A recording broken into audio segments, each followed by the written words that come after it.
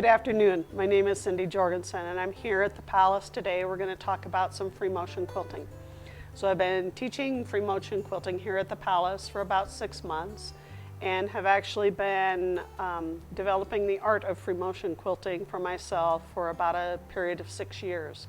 The ladies at the Palace have been extremely helpful in spurring me along on that journey. So on the Palace website, there is a pattern that is free. You're able to download it and follow those instructions. It will help you to piece your placemat, and then it will give you some guidance on how to do your free motion quilting in a way that's very interesting and that you probably will have some very good success with. So when you sit down to do free motion quilting, you're going to want a few supplies. There really aren't that many that you're going to need. The key ones are thread, and there are a variety of threads that are available to you here at the Palace. The ones that I use most frequently are So Fine 50 weight. This is a beautiful thread for finishing a quilt. The thread blends very nicely with the quilt top. Many people like a product called the Bottom Line to use in the bobbin that will match the thread that they use on the top. There's also a thread called Micro Quilter. This is a very fine thread. It's 100 weight, which means that it hides a lot of what we might think are mistakes in our quilting that really aren't mistakes and just make our quilting more beautiful. And then what I have here in the front are two different types of YLI thread. This is a heavier weight thread that if you want your stitching to show on your piece, then a heavier weight thread would be very helpful. You'll see one is a solid and one is a variegated, so there's a lot of options that are available to you in your thread choices. The other items that I always pick up when it's time to sit down and do free motion quilting are a set of gloves. They give you the appropriate grip on your project and allow you to be in control. And then I have a pair of scissors and a pair of tweezers, and then the project that goes along with that. So let me talk about my gloves that I use for a minute. There's a couple different styles that are available at the Palace. I've used most of them.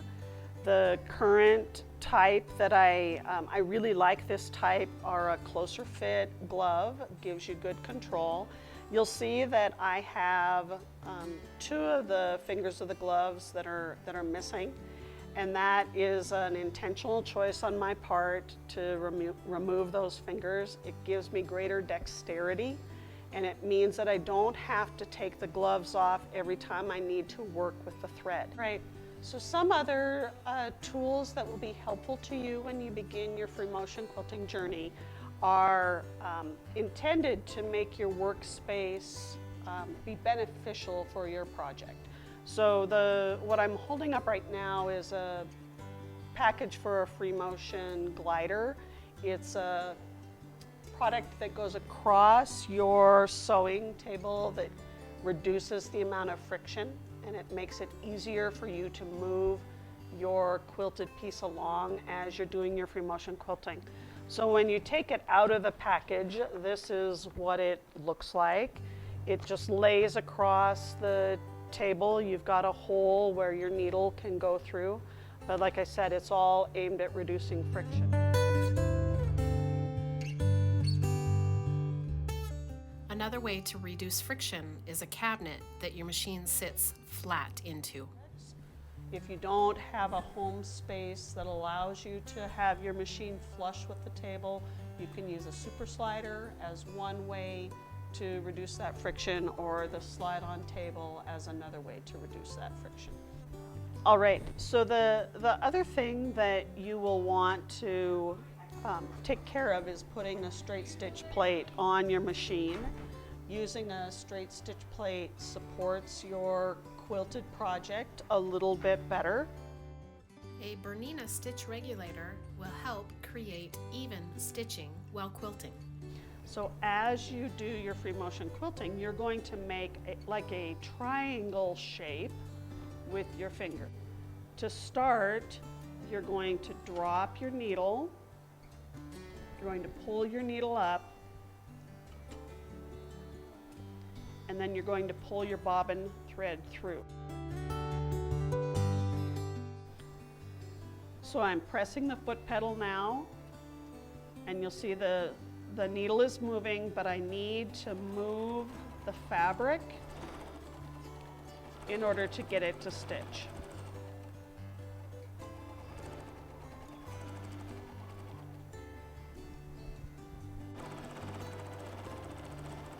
And you'll see all I'm really doing is just a gentle wave. There's no rhyme or reason to that wave.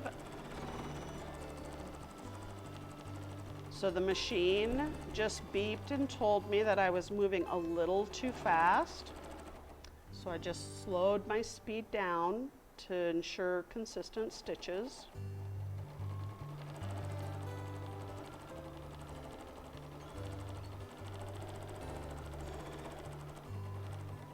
So to finish this part of the project, you would continue to go back and forth, completing those wavy lines. And then once the top to bottom is complete, you turn the project and you take the lines the other way. So it's just the same process, headed in a different direction.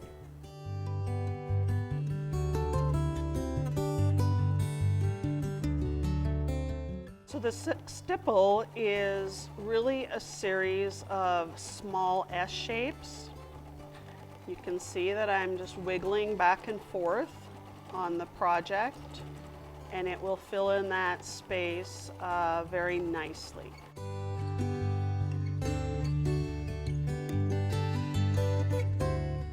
Yeah, so in the next space, the pattern asks you to use a pebble pattern. So if you watch how I'm approaching this, it's just making circles over and over again. You'll see that I'm going over certain parts of the circle in order to navigate around to the next position that I want to be in. Pebbling is a very exciting pattern that you can use. It makes a very nice texture on your quilt. One thing to keep in mind is you don't have to be perfect with your pebbling. You don't need to make it all fit just so. Anytime you have slight gaps, it actually makes it very beautiful. It gives it an organic look.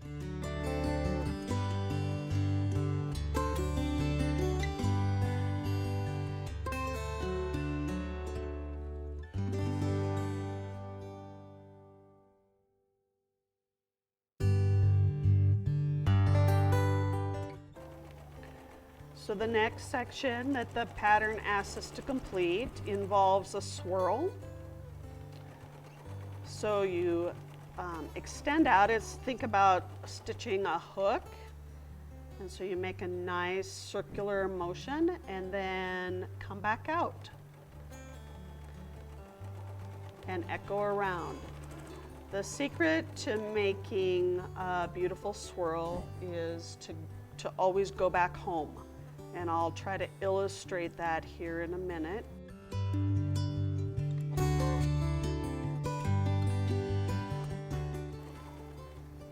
So as I start this next swirl, I'm going to go out and make my hook. And then I'm going back home, which really means I'm just going all the way back to where I just started that specific swirl. So right now, I'm back home. And from that home place, you can go out and echo around your swirl. Connect up with where the swirl comes to a point. And then echo your way back home.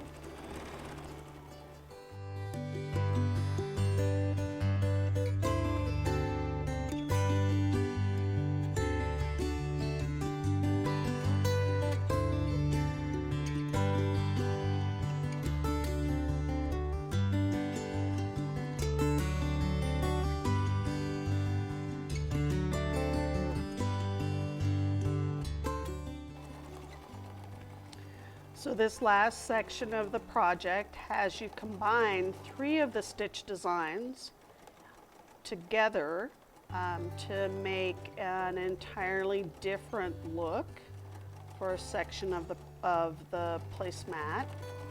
And so it asks you to do swirls and combine those with pebbles and also with your stippling. So I just completed a swirl, and once I was done with that, I transitioned to some pebbling, and now I'm actually going to start into some stippling.